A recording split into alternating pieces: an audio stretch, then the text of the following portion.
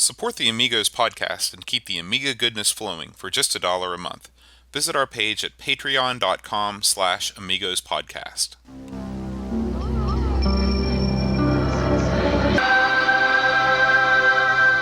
Amiga, the first personal computer that gives you a creative edge.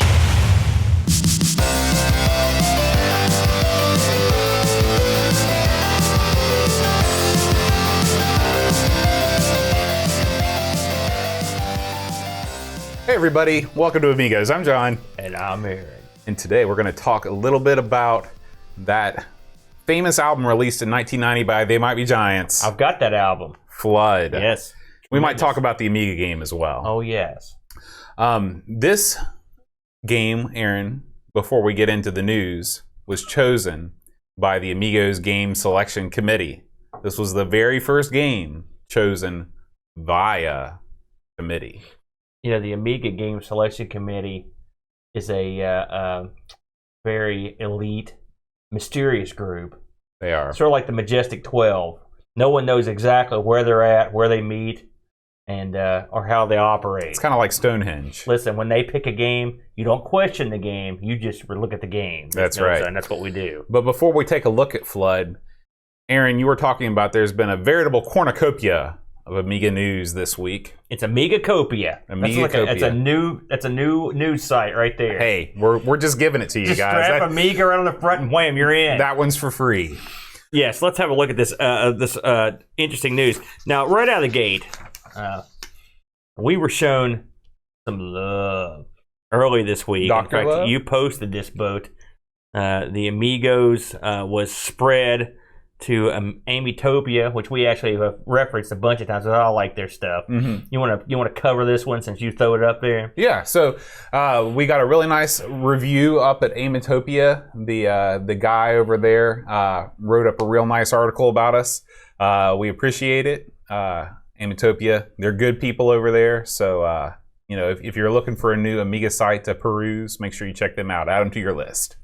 I like that outfit. Of course, there's a great, I don't know how new they are now, but there's a great crop of like Amiga and classic gaming sites. Of course, Indie Retro News, Amitopia. What is the old is the new? What is the vintage? Vintage is the old. The new is old. The new old. Yeah. I'll never get that. You know what I like about Amitopia site is at the top. There's a cute girl with an Amiga tattooed on her face. Yeah, that's telling you to be quiet. That's what I like about it. I see every time I go to that site, I check her out. I'm like, look at that, man. I mean, I'm not usually into tattoos, but if you get the Amiga check mark right on your cheek, I'm in. That's my hot button. They also do this weird kind of scrolling thing with the picture. That's called you know, having a lot of prowess. Yeah, with it's called knowing what you're doing. Yeah, I'm still yeah. Have you seen? You remember those old websites you used to go to? That were like GeoCities. Mm-hmm. That's my level of with the under construction GIF of that's the guy. Right. Yeah, that's right. Lots of noise and animated stuff. Okay, so you know, Boat said he mentioned a few weeks ago, and he probably did, but you all know me, so I'm going to mention it again. Our good and dear friend, the Ravi. He's a man. He's a Renaissance man, isn't he, Boat? he is. And he has an 8-bit mix show. He puts that on YouTube, and I like his shirt right there too. And he literally he's mixing fresh jams and beats to order right on the fly. He's got a bad looking Amiga, blue Amiga there. He's got a full setup, and he lays down hot track action, right. or as I like to call it, traction. Traction. And so if you're into that sort of thing, some remix action, Ravi's as your man. So check him out. We've got it linked, of course, on the Google Plus. For you people that the few 4 or 5 people that actually go to Google Plus, and we'll move it over to Facebook and stuff too. So, here's now you know you remember the Drisk? I do. He was and I guess he still is a member of the Retro Asylum gang. Mm-hmm. He's got a show. Him and a fellow named Kingy. Am I saying that right? Kingy? I think everybody in the UK just has some sort of wacky nickname. I like Drisk, that. Kingy. Yeah, I like that. So anyway, Chris Foles. I noticed about a show and a half ago, that's how they do it. They did a retro discussion show on platform games, hidden gems on the Amiga. And I've been listening to this, and it's good stuff. In fact, they even mentioned this week's this week's game. Yeah. Now they also mentioned Scoopy and Scrappy Doo, which I believe Dreamcatcher did an article on a couple weeks ago, and I think we got into a discussion of how much we hate Scrappy Doo. That's correct. So, and they sort of hose you in that game because Scooby just sort of hangs out the bottom of the screen and does nothing. So you're pretty much always Scrappy Doo. But anyway, hey, I like I've always been a big Retro Asylum guy, and I like the Drisk, his buddy, who's got an awesome accent. They both have. I'll tell you something. The Drisk is a guy. I was thinking about this. If I was going to start like a old timey radio like revival, where it's going to, I'd be calling him. He's got the voice. He's got a cool voice that you don't hear very often. It sounds like something. It's like this guy should be in cartoons or voiceovers. He may be because I think those guys have. They're not like, listen, I'm just a goof that does a show. These guys are like professionals. A lot of these guys do all this real stuff. So he may be some kind of professional voice guy, but he always says he has a cool voice. So I wanted to mention that. I think that was out last week, but hey, what the heck. Now this I wanted to mention, and it's, how can I put this?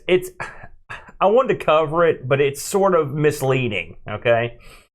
And I've seen this bumped up a couple places. The old Amiga enthusiast, those crazy bunch, gets Quake running on this PowerPC CPU core Amiga. All right, super duper Amiga. That's cool.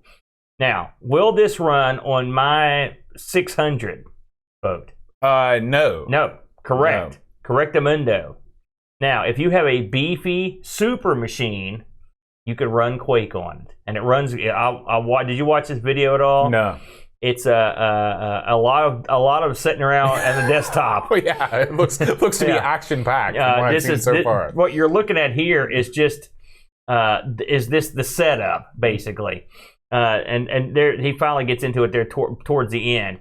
It looks good. It's cool. What do you think about this? Let's get your opinion on the old. We're getting a weird area here where they've got these Amiga setups that are the Amiga they've jacked up to the nines, or you've got these new Amigas. I mean, is it that big a deal when they run stuff like this? I mean, what do you get jazzed up about it? I mean, I'm not saying it's bad. Right. It's not. It's cool. But I mean, what do you think? Is it something that gets you going? No. I mean, I can answer that right away. Is it a big deal? No. I mean, no. It's not a big deal. Is it cool in the same way that running any kind of modern software in any kind of capacity through an older system is cool? Yeah. But to me, if you're not doing it on, like, for example, if they figured out a way to make, Quake run on original Amiga hardware with no modifications, to me it would be cooler if it did that, even if it ran a little bit more poorly or even the graphics were more blocky. It's sort of like when they got Doom to run on the VIC-20. Yeah, and it's sort of like what you guys were talking about on ARG Presents last week, where sometimes you don't want to have. It's cool to watch arcade ports on really low-level systems like the Atari 2600 because it doesn't look anything like it, but what they were trying to do to give you that feeling is sort of art in itself. Yeah, it is. Did you ever play Quake, by the way, just a side? I'm not a big first-person shooter. Did you ever actually, have you ever played Quake? Never once. I remember when it came out. It was big. It was a big deal. It was. Doom and Doom 2 had been out, and then this is the next evolution. You could jump, and you could move your head up and down. So, it was okay, as a game. But, I mean, I think that's where we started down the road of, like, basically jacked up versions of Doom for years and years. I like it when they can do this stuff. And the thing is, if you're a hobbyist and running this sort of stuff on your Amiga is a big deal to you, I think it's cool. Right. I mean, when I was younger, I thought it was hilarious to run like Mac stuff on mine. Now, did I need it? Was it a good Mac? Probably not, or DOS. But it was fun. It was my bag at the time. So whatever, if that's your bag, it's cool. I am not the target market for this video. That's right. So I mean, we're not here to bury it. Right. It's not something I usually cover on the news, but I've read it a lot of places about this guy, about them getting Quake to run, and I think this is just something that's going to be happening a lot. Well, I don't even know what these things like. What is a Killer Nick NPU? Listen, who do I look like? I don't know. I have no idea. I know what it's that not. is. I don't got it. That's how I know that this video is not for me. But I mean, it's still neat that someone could upgrade their Amiga 3000 to the point where you could get it to run Quake. Oh, sure. I think that's cool. Absolutely. And the thing is, as we move forward with all these new hardware additions to the old hardware or replacement hardware and this other stuff, this stuff's probably going to become just commonplace, right? Yeah. You're going to have Amigas emulating Atari STs or whatever. And we'll see a video. Whoa, it's emulating the Atari ST. You know, and we'll be like, oh. But I mean, in all honesty, just because it's got more jack. You know? Anything can emulate anything if you've got enough jack. That's right. You gotta have jack. Okay, so next on the docket, this is something that I've kind of been following in the background here. Our good and dear friends over at Indie Retro News have released a little news here that the 1200 keycap campaign is now going to be launching in probably about 10, 15 days from now. Let's pause for a second because my new router just threw up something in my web browser saying that it wanted to upgrade the firmware. How is this a step forward with technology? I would not do that. Given do you want to tell the folks what? Because as I recall, you lost another item. Yeah. So my router died. Just it was hooked up right next to the cable modem that also died. So the Amigathon has you're still paying the price for that Amigathon, aren't you? Yeah. How's your body feel? Are we back to 100% here after I'd say surgery? I'm about 95%. I've just got to remember that my days of like lifting the timpani and stuff are over.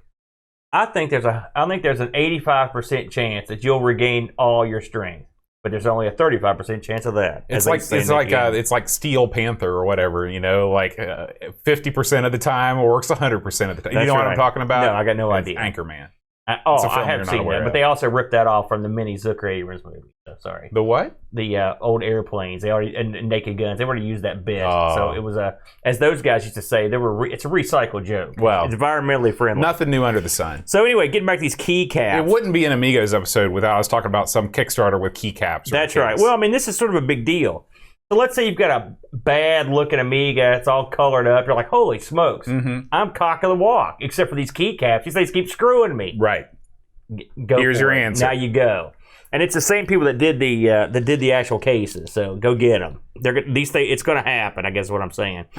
So one more video I want to talk about. And this is nothing, but just I was nosing around on YouTube. And I like this kind of... Listen, I just like this stuff. This is some dude... I didn't catch his name, didn't even look. He's got a video up as he takes apart this Amiga 2000 he found. Right. It's brown, it's ugly, it's beat down Amiga 2000. Look at that thing. I would still love to have. That's my kind of Amiga. Give me any Amiga 2000. So that's the one you like? Why would you want that one as opposed to like a 600 or 1200? I wouldn't. But I mean... What are you doing here? I'm trying to make this poor machine feel better. You're sitting here dogging it. You're like, look at it. It's crap. It's nothing. This is a diamond that's lodged in a big wad of dirt. You know what I'm saying? Mm-hmm. He gets out, cleans the sucker up. You get in there. This is only part one. I don't think part two has been put up yet. But he's going through all the cards and stuff. There he is talking about the hard disk controller card. And he thinks this thing's completely boned. I think this guy's from down under somewhere. I don't know if it's New Zealand or Australia. But you can see he's got some very good camera equipment. If he can zoom well, in I think he's got a scope hooked up there. But you can see he's pointing. I mean, this guy is not. This guy, I think he does this show where he just fixes stuff. He's not ham and egging it here. No. He's taking a deep look at these. You can see those traces, yeah. And those traces are not looking too good. So this thing's probably been exposed to some moisture, some other crap. And like he says there, once those traces get ugly, you're boned. But he actually fires this up, and he gets a flicker on the screen. So there's still hope. And so I'm hoping in another part. But I don't know. I just found this, and hey, what do you want? Yeah. I like Amiga hardware crap, and I'm wondering if the Huck knows this guy. They could get together. Absolutely. This is Huck's our resident hardware guru. So let's talk about some site news here. The Dream Catch. I don't know if you read this article, but I read it. He brought something to my attention that I never really thought about. Right? There's only one Superman game on the Amiga. Superman, the Man of Steel. Now, he also has an interesting question here that I wanted to bring up. He talks about this game being one of the first games where you could actually be evil. Right? And so I was like, and he was asking what was a game that came out before this one that. And this is just something he asked in the article, where you could be the jerk guy, And the only one I could think of that I thought, well, what's the oldest game where you could be doing evil stuff? And the first thing I thought of, because I thought of something like Custer's Last Stand or something. Well, but the one I thought of was, you ever heard of Death Race? Yeah. Where you run over that's probably people. oldest game. But I don't think, and it's portrayed that you're hitting zombies or skeletons or something on the side art. So I guess that's their angle. Oh, you're not killing people. I mean, it was controversial at the time. I couldn't think of one older than that. Can you think of... No, but another game that I was thinking of is the Texas Chainsaw Massacre game for the 2600. Someone brought that up. So in fact, maybe he brought it up. Or maybe it was in Discord. I can't remember where I saw that. Somebody brought that up. But this is a pretty interesting... This game looks good. I did an Amigos Plays on this. Did you? What'd you think of it? It's Space Harrier-like.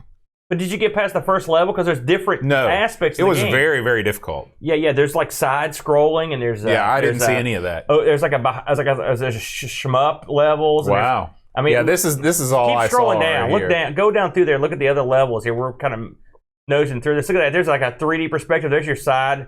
That sort of looks like Superman the arcade game, if you ever play, which also sucks. I didn't realize there was a Superman the arcade game. Yeah, it was no good. And the funny thing about it is it's got 1 or 2 players.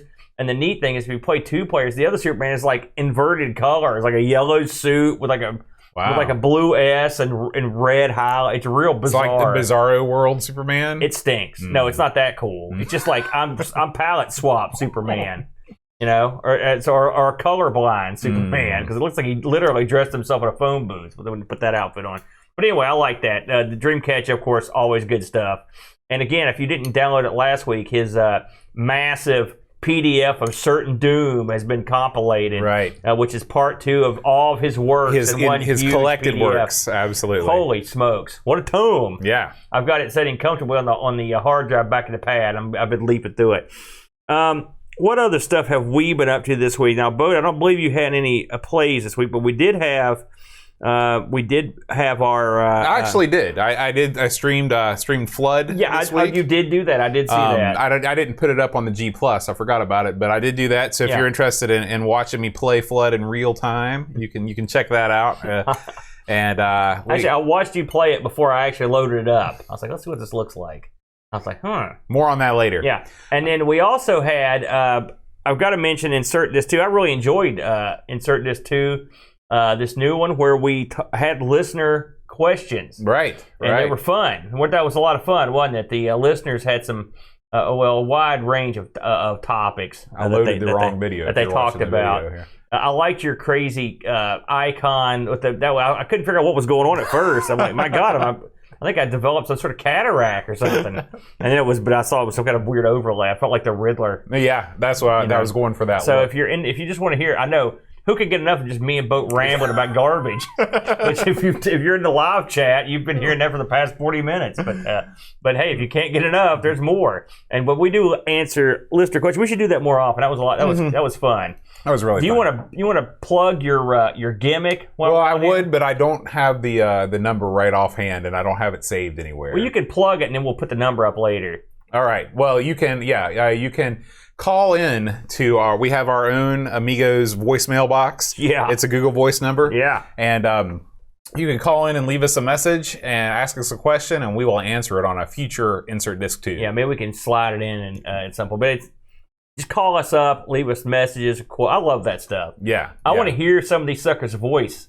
Right. Have we ever heard what Killborn Barman sounds like? My dream is to hear what Killbjorn Barman or like, oh gosh, I like to hear. Hey, if you're whether we're a patron or not, call us up and just say like, hey, I'm so and so. Right, like Daniel. I want to hear what he sounds like. I bet that he'll fill up the voicemail box if he calls up. But yeah, call up now for our overseas listeners. We're working on an angle here, so I think their charges may apply, as Boat said. So but we'll stick the number up. That'll be cool. Let's see. I think only thing else we had cooking this week is, of course, me and the Brent, the legendary Grump. This week is that what he's known as, the legendary Grump? This week we wedged an episode between two more prominent media moguls, and when we covered the Sharp X68000, we looked at a couple games on it. Including an Amiga port of Wings of Fury. Now, I did an Amigos Plays on this from back in the day. Yeah. And it's the single coolest thing that's ever happened. I was up that high. I was at the very top, and there was a lone tank. And I lined it up just perfectly, dropped the bomb right on it. Did you ever land? No, I don't think so. I don't Yeah. think so. You know, we've never formally covered that on here. No. And so it's always up for grabs. But just from I used to play this in the back of the day. It's a unique take on a action flight game. It's definitely not a shmup, that's for sure. Anyway, we cover that on there. We also cover Final Fight, the arcade port on the 68,000. So it was fun, and it was perfectly timed because it coincides. If you're in Kim Justice, she just put out a little video about her getting hold of a Sharp X68000, and the Retro Man Cave just put out a very detailed look at the X68000. So you can get all the Sharp X68000 coverage you ever thought you needed all in 1 week from 3 different people. So that was a lot of fun. And if you've got a spare X68000 in your shed, feel free to send it to me. I will pay for shipping. That's all I got, Bo. You got anything else in the news? That's about it for the news this week. A lot of news we did right get there. some feedback. All right, let's hear. Is it good? Yeah, we got a message right. from Alex Brown. He's From out of town. Yeah, he's the coder of Worthy. He wrote Worthy. Oh, sweet. Yeah. Okay, great. So he said, I watched your podcast today. Really enjoyed it. Thanks for such a detailed and thought out review. So thank you. Thank you You're for. kidding. Wow, if you get that from the guy that coded it, I think you'd okay. Yeah. I liked it. In fact, I played that some this week. Yeah. I will finish that game by hook or by crook. We also got a message from a new Patreon supporter, Howard Nibbs. He says, I just signed up for the $4 tier on Patreon and the name to use for Boat's dulcet tones. Oh, God. So that's Clearly, he's been listening to some other podcasts where he's got some kind of hearing impediment. He says, I can't wait to hear my name sung out. Oh, man. He says, I absolutely love the show. And he says his computer background is he started out with a Breadbin C64 hand-me-down. And 3 years later, in Christmas of 1990, his brother upgraded to a Amiga 2000, so he got his old 500. And then in 93, he got a 1200. And then in 94, he got a CD32. Man, right up the chain. He sold it all in 96 to fund a PC. You heard that story before? Man, Nibs, I'm right there with you, brother. I did the exact same. In fact, I went up the scale pretty much very similarly, so that's it, man. Easy come, easy go. But he says, fast forward to now, and I've been buying back old computers. So he has a C64C, the Spectrum Plus 2, and an Amiga 1200, which he's in the process of setting up with a WHD load with the compact flash card. It is awesome. Says he's a proud backer of the ZX Spectrum Next, and he's keeping a close eye on the developments of the Mega 65 and the Vampire V4. So the Mega 65 is like a souped-up Commodore 64. Oh yeah. Now, did that ZX Spectrum gimmick, has that thing shipped yet?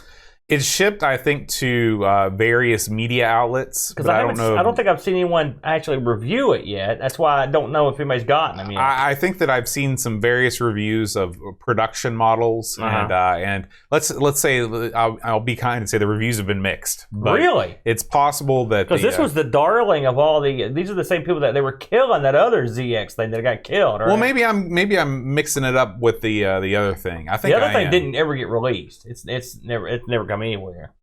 Yeah, this is. What was the other one called? Do you remember off the top of your head? Boy, I'm just going to dig myself deeper if we keep on going with this. But what do you know about the ZX? Yeah. I shouldn't have even brought it up. Let me ask you a question though. This ZX Spectrum, the new one, the next, right?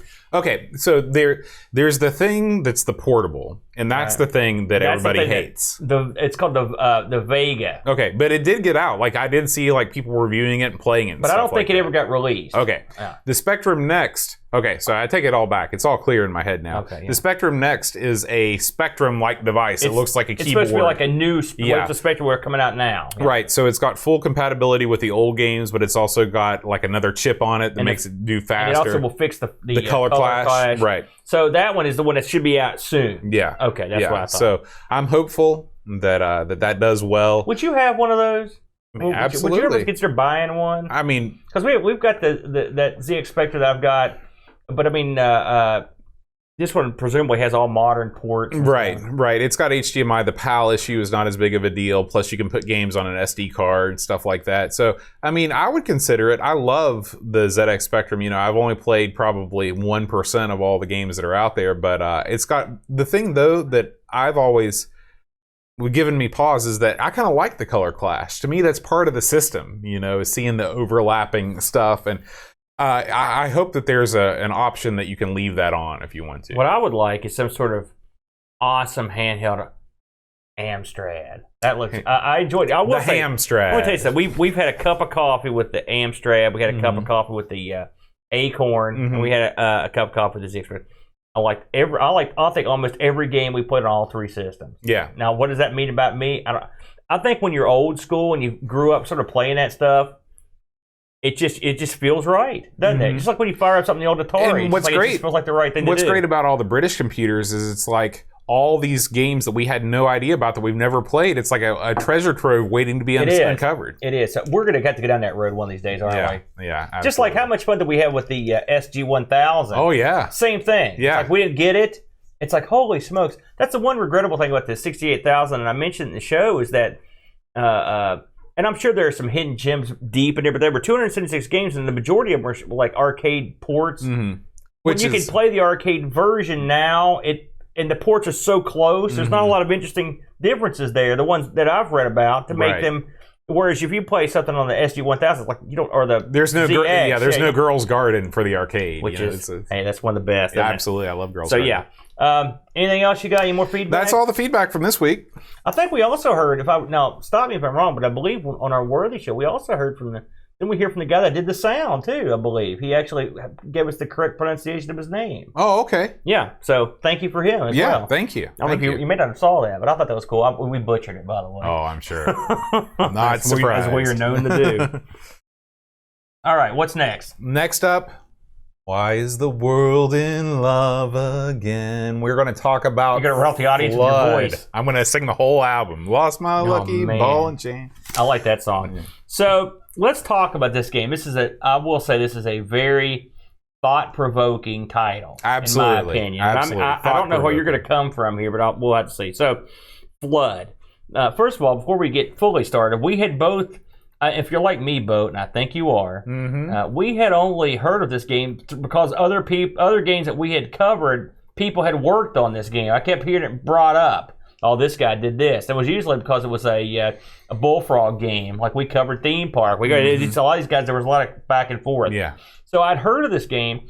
This is a game I never had it. I never pirated it. I never heard of it until we'd started doing the show. So I knew of its existence only from the show. And I'm guessing you the same way. Right. So it's kind of neat to finally cover one of these games I've heard about. You know, I did do an Amigos plays of this a couple years back. Did you? Yeah. I didn't even but I'd see forgotten most of it. Yeah. So this game came out in 1990, and it was published by Electron. Isn't that funny? It's the same year the album came out. Oh, it is weird. Yeah. Boy, you got a good memory, dude. Well, the song goes, it's the brand new record for 1990. They might be giants. I forgot that. I forgot about that. You're right. It's a track. So anyway, published by EA, Electronic Arts, back in their pre-Evil days. And it was, of course, developed by Bullfrog. Right. We like Bullfrog. We do. We've covered several of their games already. We did Populous. We did Syndicate, and we did Theme Park. I'd say we've done their top 3 games. They did also on the Amiga. They did Druid 2, which is another game I see pop up quite often. They did a game called Fusion. They did a game I own called Power Monger, and I own this game despite that I had no idea how to play it. I remember looking at it in a vain attempt to understand. I've got the Korean version of Power Monger. Oh yeah, I've seen that. Yeah. For the Samsung Genesis. And they also did Psycho Santa, which I believe was like a cover disc game or something. Cascase? Yeah, Psycho Santa. That's cute, Boat. So the coder on this, Sean Cooper, the graphics guy, Simon Hunter. A lot of these guys. Actually, the graphics guy's interesting. He only did 2 games on the Amiga, aside from this Dragon Lord and Dragon's Breath dragon guy. It's a lot of dragon in there. But the rest of these guys were pretty much knee deep in the hoopla for Bullfrog. So, and I want to point that out because the graphics on this are of interest to me, and we'll talk about that in a little bit. And the music guy here, I did a ton of stuff, but a lot of it was like low-level stuff. His name's Charles Calais. I'm assuming he's a French guy, so a lot of stuff he did was French. But a couple of the games he did the music on, which we actually looked at, were Hostages. Remember that? North and South, which I thought had good music. He did Populous 2, and then Horror Zombies from the Crypt, which I believe is one of the games we covered on the Amiga. The Joe the Zombie Power Hour. The Joe the Zombie Power Hour. So this was a team effort for sure. There was a lot of miscellaneous guys on here, including Hall of Light even had as miscellaneous Peter Molyneux was mentioned. Because I don't know if he just happened to be at Bullfrog at the time. Or Well, whatever. he founded Bullfrog. Right, but I don't know what he did in this. Oh, and he's well, not listed as... He did the same thing that he did in all the games. He just sort of lorded over. Looks good. Yeah, right. You know? So, this was ECS, OCS, nothing special here. Mm-hmm. This did have one conversion. Sorry, I just flung my sandal at you. I'm sitting here reading this and Bo hits me with his shoe. Would you mind flinging that back over this I can't, way? what do you mean? It's under the table. You can get it. There you go. You got power. What are you doing? Playing footsie down there? A little bit. Give it a break, Boat. So, anyways, this got converted over the Atari ST. I did not look at this on the ST. Did you have a look at it on there? No, but my guess is that it looks very, very similar. It's hard to say. I was pretty much concentrated on the Amiga version. So, what do you got here with Flood? It's an interesting game in that you have a character. Well, in the history of the Amiga, it has been known for its fine, colorful, well thought out lead characters. Right. And I think this little guy, Kid Chaos. and this guy's name Zool. is, first of all, his name's Quiffy. All right. He's a weird little, no one really knows what he is, but a lot of people will say like a mouse-shaped starfish or some sort of highly evolved slug. Whatever he is, one thing he's not is interesting to look at or fun. He's a weird freak that slithers around like a slug. So I'm just gonna say it right now. I hate his name. I hate the way he looks. I hate Quiffy. Okay. I hate his name. Did I mention how much I hate it? So it's a very British name. Yeah. Now I mean, and maybe that something's lost in translation there. So this game, Quiffy is this freak has to go down into this area and pick up all the trash. So let's get this straight. You are a weird freak, and your job is to pick up garbage. Okay. How was this not a hit? I can't figure it out. So you've got this thing. I will say it's an epically large game. It's got 36 levels, and then you've got 6 more levels on top of that to give it a total of 42. Okay, so it's 42 full levels. Now, I didn't get through all these levels. I don't know how far. Do you recall how many levels you got through? I think I made it through the first 5, and then I skipped around a bunch. Right, I did the same thing. And really, the levels, until you get, for the most part, the levels all look the same. I mean, exactly the same. I didn't see a whole lot of variance. Except, I mean, there's obstacles get different. There's lasers and... Well, I mean, any platformer, you can say the levels look pretty much the same. No, I don't agree with that. Because there's levels, they have ice levels. They have Well, you levels. cannot have ice and fire levels when the whole purpose of the game is called Flood. Listen, you can have whatever levels you want. I'm just saying, these levels You're were breaking the lore, and you can't break the lore. Breaking the lore. So, anyway, to get back to it. So, Quiffy has to go down, and he has to get all this trash. Now, there is one element of this I do find very interesting. And it also is part of the reason it's named Flood. There are taps. They're like, look like just like the taps on a faucet. As we say here. And they're full on. It reminds me, this happened to me one time when I lived up in the Mud Mountain. The pipes froze. Oh, I thought it was a Home Alone situation. No, it was. It was no one. Bandits. It was a no one home situation. I turned all the pipes froze, and so I was in there trying to get them to work. Right, nothing. I'm like, well, screw this. I'm going back to mom and dad's for the weekend. Right. So when I left, everything frozen. When I got back, everything not frozen, and all the faucets turned on full blast. Oh. And my bathroom sink tended to get stopped up because of my long, luxurious hair at the time. And it flooded my bathroom and my kitchen, which are basically the same room, and my living room, which is the same room, and it got water on my comic books, which was appalling. Thankfully, I had those suckers in bags. So, Holly, baby. Yeah, it could have been worse.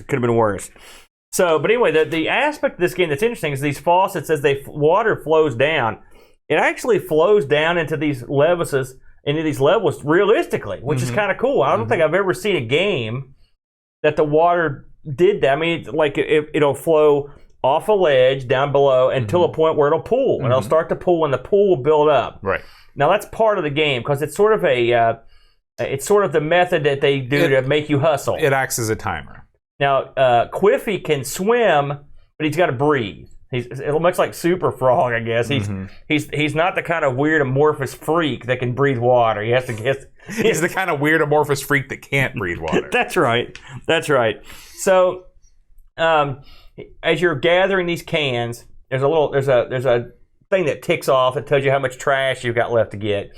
And once you get all the trash, you can leave out the portal that's in there. It's a teleport that teleports you to the next level. Simple stuff. I mean, that's the basis of the game, right? Now, this game wouldn't be any fun unless you had bad guys.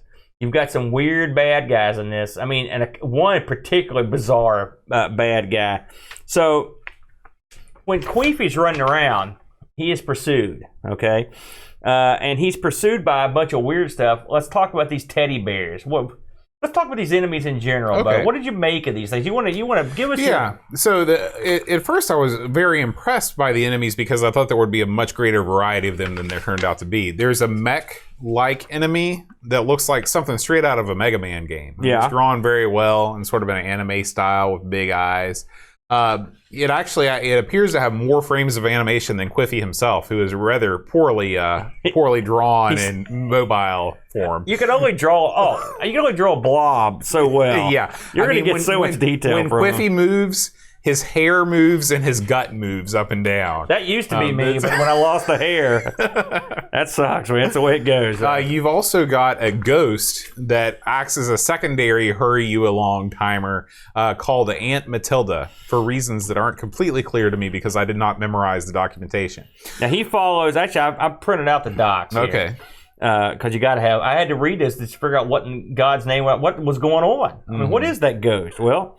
The ghost follows the same route that Quiffy took. Right. So if Quiffy jumped up on a ledge, then jumped back off, the ghost is going to do the same thing. I hate the ghost. Yeah. Okay? I read other people's comment about this game. They loved it or whatever. They hated the ghost. The ghost is sort of a real heavy-handed way to make you go faster. That's the only thing I can think of. Right. I read some stuff from the developers, and at one point, apparently, this was going to... You're going to not believe this, but apparently this game was going to have in its earliest state, was going to have some sort of multiplayers.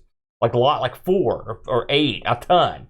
Mini Quiffies. I don't know how this was going to work. Okay, and it ended up evolving out of this, and I don't know. I didn't, because who knows? But I'm part of me thinks to themselves, maybe this was just like they took some of that multiplayer code and just put this ghost. But that could be maybe they just thought the flood wasn't motivating enough to get you to move on. So I don't know what that was. So and really, anyway, the documentation just does not give you a good backstory. Is my point. You've got the ghost, you've got the mech, and you've also got these teddy bears. Okay, so these teddy bears Psycho Teddy. Yeah, Psycho Teddy. They are vicious creatures. They look like cuddly little cute teddy bears, except they have a gaping maw in their stomach like something out of Hellraiser.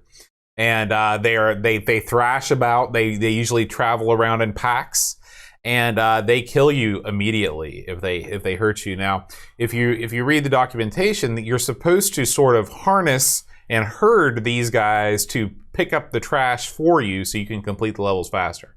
However, in real life, these guys do not want to take direction, and 9 times out of 10, you're much better off picking up the trash yourself and leaving them alone. Yeah, I tried to avoid those, and sometimes you just can't. You gotta go after it. You also have the bulbous-headed Vong. How could you forget the bulbous-headed Vong? That's why I had to print these docs. They were hitting the Vong when they put these names together, if you know what I mean. The Vongs are they're sort of it says here the distant cousin of Quiffy. So clearly, Quiffy's the last of his kind. So at least we got that going for us. Yeah, there is some silver lining there, I guess. Yes. These things have an insatiable urge to throw trash everywhere, and increases the amount of trash you have to pick up. So you don't like that. No. And then, I mean, these names are great. You've got Sparkling Fungi. Mm-hmm. They don't move, but if Quiffy touches him, he dies. Or no, excuse me, it drains all his life force away, so he dies. They had to write it in a cooler way. Oh, yeah. His life force. You got the beady ball, and these things Rick just bounce around like maniacs. the Lumpy Wanderer. Man, that's I think I knew that guy. The Lumpy Wanderer. they should have made him the star of the show. And then you've got the Vacuous Gombo, the Space Hopper, the Plock and Donkins, Dr. Dusty, Snails. How did Snails not get a cool name? Just Snails. They should have spread some of the Plonk and Donkin out on the snail, Dr. too. Donkey, and then they've got Snails. So you've got a variety of interesting characters to deal with. Let's cut to the chase here. We're not going to beat around the bush here. What did you think of this thing overall? Now, you bounced around a little bit, you said. Mm-hmm. What did you think of it? I think Flood is so endemic of so many platformers for the Amiga, and that the designers had a really cool idea. Okay, they made this tech. We can make an area fill up realistically with water. What can we do with that? Which is cool. Yeah, which is cool. And so they decided, well, let's make a platforming game. Let's take all of the tropes that we know, so collectibles, weapons, let's throw them in there. Let's do some really poor level design that makes you feel lost, even in the early stages, and you're not sure where to escape from. And let's put in some really irritating features that discourage exploration, like, an artificial time limit and a ghost that follows you around and kills you instantly. Okay.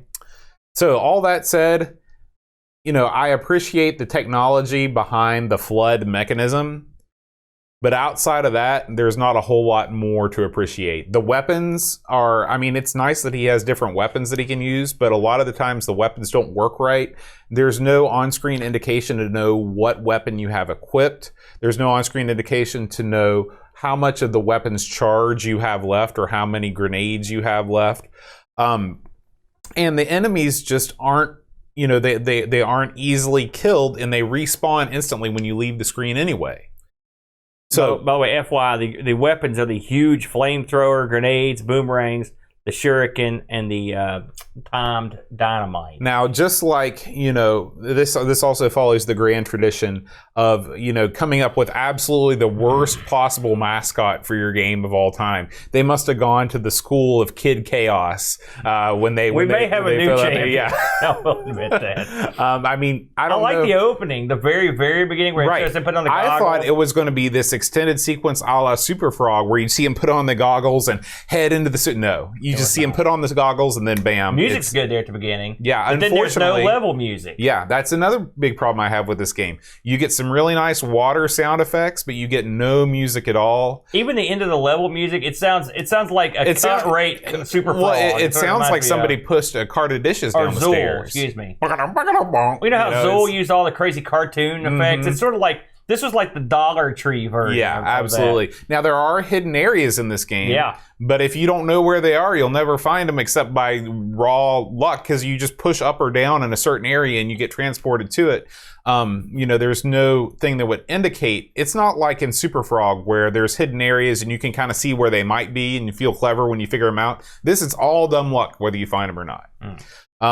So I would rate this game probably near the bottom in terms of platformers on the Amiga. Okay, now I'm going to surprise you by disagreeing. Okay. First of all, I told Bo I brought a visual aid to show today.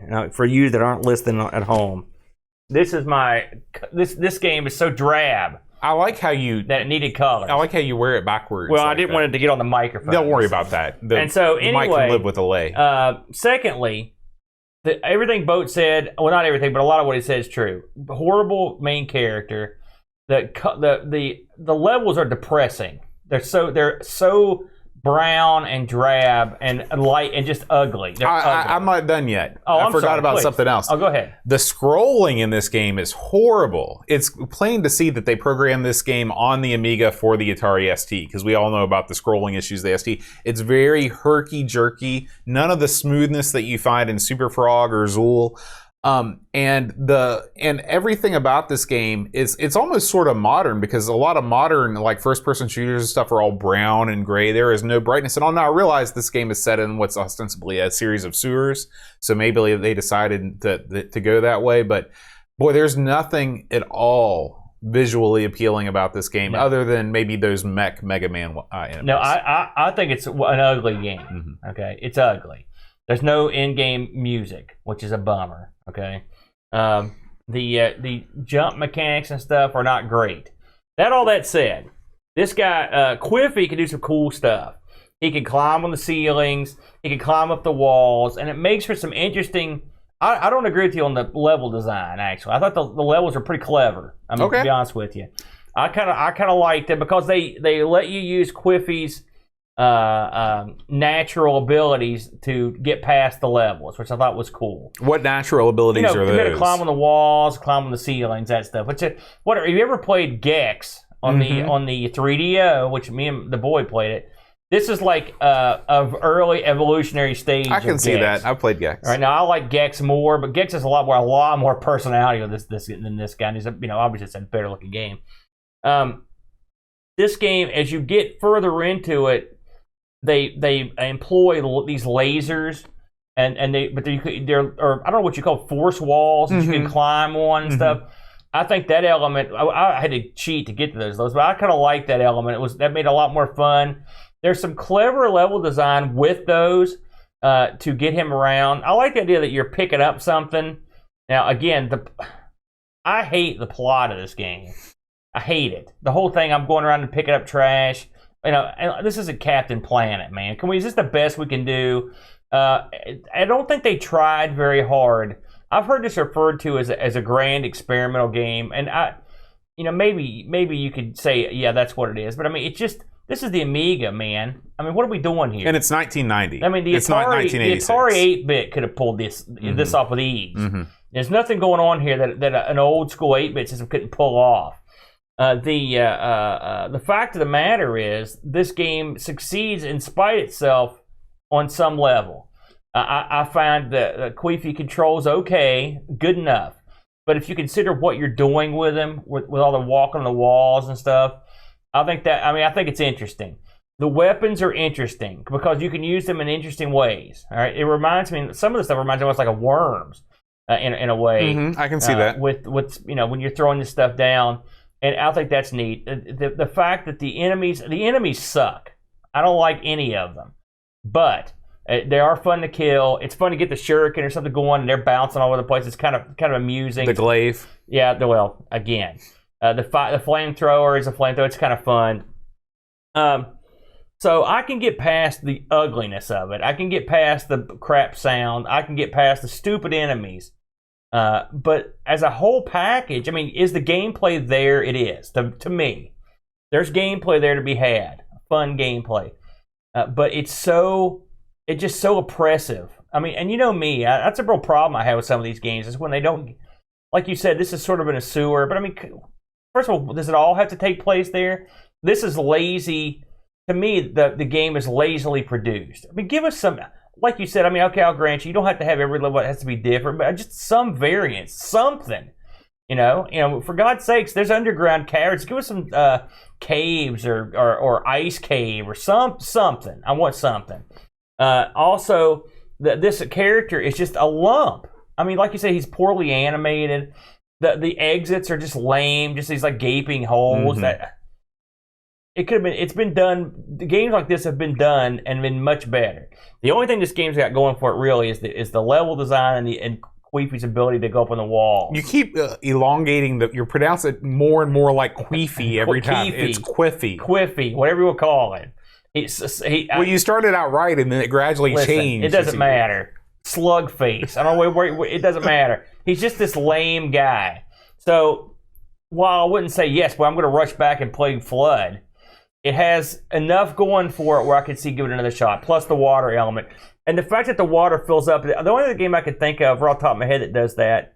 I mean, there are games that have water that come up. And Worms, for example. But if you've ever played Killing Game Show, they use the same gimmick.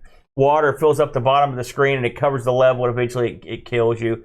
Now, this does it. The water there is about 1,000 times better because it's like Gnosis game. But the element of the water coming down with the way it drains, I will say is pretty interesting. So overall, a letdown, ugly, with some redeeming factors. That's the best I can come up with. So does that mean I like it? While I'm thinking about it, This game has a horrible ending. Did you watch the ending? I didn't watch the ending. I'm going to spoil it for you. Spoiler alert. You go through all this work to collect all this garbage, okay? I didn't get this far. I watched at the very end because I'd heard about it. Apparently, this is sort of a legendary ending. At the end of the game, Quiffy, right? He goes up this long straight tunnel, straight up, like it's a sewer grate. Mm-hmm. He comes out of the sewer grate, and he stands there for a second, and then a car runs over him. Are you serious? And then the game ends. That's the end of the game. He gets smashed. Oh my gosh! So that's what even Electronic these guys Arts thought didn't of like Quiffy. They were probably sick of him by the time they finished the game, and they wanted to make sure there was no sequel. Well, guess what? I've got news for you, Boat. Man, it's funny, boy. What a lead-in that was! Because guess what they worked on after this game was released? A sequel. Now I did a little digging. So, in 1992, Bullfrog began work on Flood 2. Okay. Now, they had planned to release this on the ST, the Amiga, the PC, but they were also going to put this on the Super Nintendo and the Mega Drive. Makes sense. Okay. Some of the same guys. They had Paul Hughes coding and Mark R. Jones doing graphics. Now, they said that the guys doing it said they wanted to make a game that was in the vein of a game called Star Quake, Dynamite Dan, and Wizard's Lair. I'm not familiar with any of those games, but apparently it probably is probably a UK thing or something. So they actually began work on this, and they started originally we're going to do it on the ST, but they didn't like the way they didn't like how the ST was selling in '92, and who would? Right. So they decided they were going to move it. They were going to move it over to the Amiga and the PC. And it had 6 months of development, okay? But the plug got pulled days before a contract was to be signed to actually formally put the thing out and announce it. They had to basically move the in-house project to continue it. They didn't want to do it, and so they gave up basically. And this game existed on discs and stuff for a long time, but apparently I think it's all lost. But they actually had, if you nose around, you can see example art, some demo stuff. Apparently, it was almost playable on the PC. I mean, it was dangerously close. Would it have been better? I don't know. But you talked about a sequel. I think a sequel to this. I think you could. I'm not sure if this would stand out on a console in '92, because '92 you're really hitting your stride with some of this stuff. Mm-hmm. I mean, '92 you're talking about post Super Mario World, post Sonic, right? So would what this guy brings to the table make it interesting? I don't know. I don't think it probably would. I honestly can't see a world where it would stand out, unless it was a real radical difference. But they did have it in production, and so, but sadly. The little slug man never got to the pay window. Maybe he's more of a representative of a slug-like species. Well, let me tell you something. Would you want this guy representing you? If this is the best they got, And I will say this. Of course, I did some reviews on this. We should, because I want to talk about these reviews a little bit. So, Lemon. I respect the people over at Lemon, and this could be some. By the way, I don't think this was ever released in the States. I couldn't find it on eBay. I couldn't find any proof that it had ever been in the U.S., okay? So this may be one of those situations where we just don't get it. Yeah. Lemon has this rated as a 7.53. Right. Very good score. Like you said, maybe this is just a UK thing. Yeah, and that's why I'm not going to kill it, because I think there are aspects of it that are fun. I think it's hideous looking. Amiga Action, go to 77. Amiga Computing, go to 76. Amiga Format, give it an 84. Amiga Power 3 out of 5, and the one gave it a the one in '91. According to this, I can't believe this, gave it a 5 out of 5. Wow. Well, I guess it's they're like, please release the second one for the Amiga. We're dying. I would not rate it. I mean, you're talking, I guess a 76, 77. You're talking the C or high D range. Well, I mean, in terms of platformers for the Amiga, this is a solid 7 for sure. Out of what? Out of 10. You're kidding me. You just said this was at the bottom of the barrel a few minutes ago. Well, I lied. You did. You said it was at the bottom of the barrel. I was getting worked up. What is the bottom of the barrel? Top Banana? Top Banana is probably the bottom of the barrel. So where does this fit between Top Banana and what's your number one? Okay, I'm gonna revise my opinion just a little bit. Because normally we don't give scores, but you just gave one, so now you gotta stand behind it. Well, I think that this is. I would probably, truth be told, I'd rather play this than Zool. I probably would not rather play this than Super Frog. It's probably right up there. It's equal with Kid Chaos. It's a different kind of game totally than Kid Chaos, but I think that I enjoy them both about the same. You know what it sort of reminds me of, in a way? It's Jace Pond 2. It is. Hear me out. No, I hear you. It's similar looking. It doesn't look as good. It's got the same sort of a gimmick. It's got a gimmick, and Pond clearly has more personality. In fact, I want to say in James Pond 1, there is a garbage collecting element. Really? Yeah. Well, in Zool, you're collecting the candy and stuff, and so this is you don't see this element that much. I don't remember seeing this that much in the States, the collect stuff to escape the level element. Do you? No, I think that's always been more of a UK thing. Which I think it's kind of neat. Yeah, it's a different take on things. But Sonic is like that. You got to have a certain number of rings. Yeah. You're right. No, it's not either. You got to have a certain number of rings to get to the bonus stage. You have to have a certain number of rings to survive. Right. So I looked this up on the eBay. It's out there, and there's none in the States. I saw a box copy go in Germany for $12. In the UK, I saw these going for between, right around $50. $50 American. In France, around $45, and I saw the disc. Someone was asking $25 just for the disc. So I don't know how rare this is, but apparently it's rare enough to where you can, command a certain decent price for it. But it's. It was different. There's no doubt about it. And I wondered how you were going to look at it. There were parts that I really wanted to like. I just didn't like the package. Didn't like it. Yeah. Well,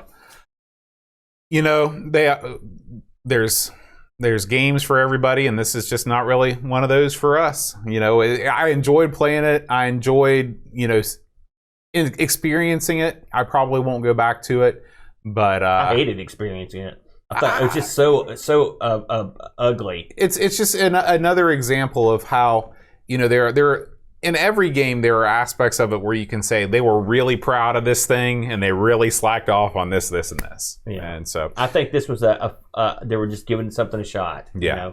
I just too nasty. Too depressing for me. And the ending really sealed the deal. Well, speaking of nasty and depressing, it's about time to wrap up this show.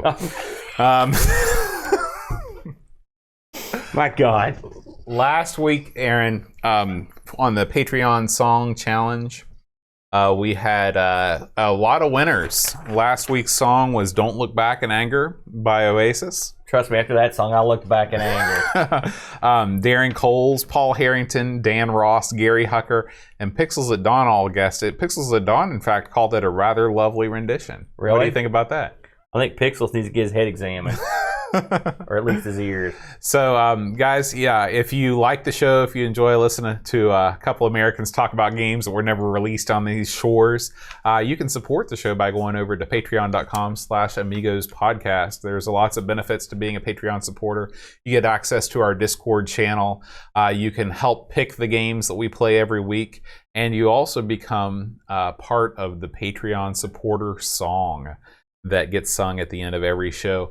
Every week I choose a different song to sing the names to. If you know the title of this song, you can send me an email at john@amigospodcast.com and I will read you among the list of winners if you guess it correctly.